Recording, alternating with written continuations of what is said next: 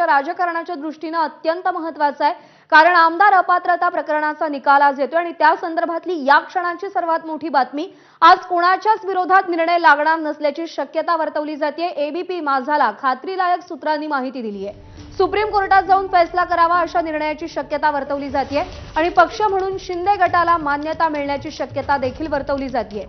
कोणीही अपात्र होणार नाही असा निर्णय अध्यक्ष देण्याची शक्यता जास्त असल्याचं खात्रीलायक सूत्रांकडून सध्या एबीपी माझाला कळतंय। आज नेमकं कोण पात्र ठरणार कोण अपात्र ठरणार याची उत्सुकता दोन्ही गटांमध्ये, केवळ दोन गटांमध्ये नाही तर राज्याच्या राजकारणातल्या प्रत्येक घटकामध्ये। पण सध्या जी माहिती हाती येते सूत्रांनी दिलेल्या माहितीनुसार आज कोणीही अपात्र ठरणार नाही।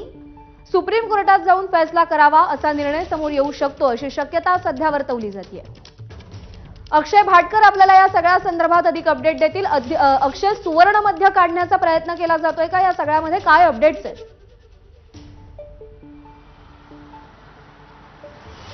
प्रज्ञा, सूत्रांची नाही, मात्र गेल्या काही महिन्यांपासून जो काही निकाल सुरू आहे किंवा जो काही फैसला सुरू आहे या संदर्भातला आणि जे काही एकमेकांवरचे आरोप प्रत्यारोप झाले, सुनावणी झाली, त्या सुनावणीमधून जे काही बाहेर पडते त्यातून अशी शक्यता ही सांगितली जाते।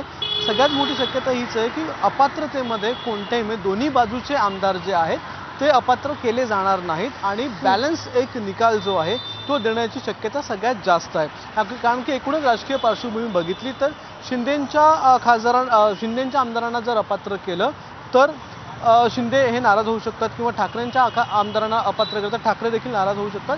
त्याहीपेक्षा एक बॅलन्स निकाल देऊन कोणत्याही गटाचे आमदार जर अपात्र केले नाहीत तर हा जो निकाल आहे, अंतिम निकाल जो आहे तो थेट सुप्रीम कोर्टात जाण्याची शक्यता जास्त आहे। कारण की ठाकरे गटाने जो दावा केलेला आहे, हे जे सरकार आहे तेच अपात्र आहे, असंविधानिक सरकार आहे। त्यामुळे जर बॅलन्स निकाल आला किंवा कोणत्याही गटाचे आमदार हे अपात्र झाले नाहीत तर सुप्रीम कोर्टात जाऊन अंतिम निकाल जो आहे तो लागू शकतो। त्यामुळे जे काही आहे ते सुप्रीम कोर्टात होण्याची शक्यता सगळ्यात जास्त आहे। आज जो निकाल येणार आहे, म्हणजे 4:30 वाजता हे वाचन सुरू होणार आहे, जे थेट प्रक्षेपण आपण बघू शकताय।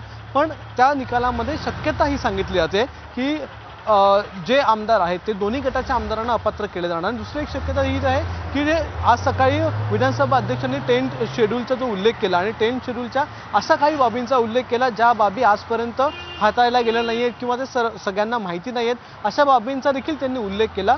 त्यामुळे त्या जर बाबी विचारात घेतल्या तर त्या सगळ्यांचा विचार करून ही शक्यता सांगितली जाते। आणि दुसरी शक्यता ही देखील आहे की शिंदे गटाला एक शिवसेना पक्ष म्हणून, विधिमंडळ पक्ष म्हणून मान्यता मिळण्याची शक्यता देखील सगळ्यात जास्त सांगितली जाते। ही शक्यता आहे आणि जो काही गेल्या काही महिन्यांमध्ये जी काही सुनावणी झालेली आहे त्या सुनावणीवरून ही शक्यता सांगितली जाते। मात्र जो निकाल येईल तो निकाल हा अखेर विधानसभा अध्यक्षांच्या हातात आहे। तो कोणालाच माहिती नाही नेमका निकाल काय आहे।